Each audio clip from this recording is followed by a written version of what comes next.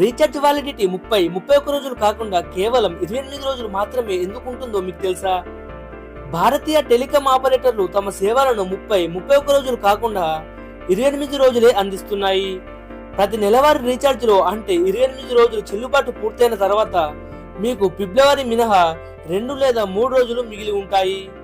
ఈ 28 రోజుల concept simple గా చెప్పాలంటే సంవత్సరంలో మొత్తం 366 లేదా 365 రోజులు మాత్రమే ఉంటాయి.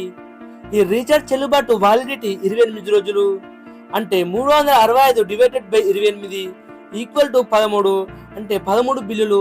సంవత్సరానికి మీరు 28 రోజులు రీఛార్జ్ చేసినప్పుడు అది నెల మొత్తం లాగా అనిపిస్తుంది. 12 నెలల్లో 12 సార్లు రీఛార్జ్ చేస్తామని మనం భావిస్తాం, కానీ సంవత్సరంలో 13 సార్లు రీఛార్జ్ చేస్తాం. దీనివల్ల టెలికాం కంపెనీలకు ప్రతి ఒక్క యూజర్స్ నుండి ఒక మంత్ ఎక్స్ట్రాగా పొందడం వల్ల కోట్ల రూపాయల ఆదాయం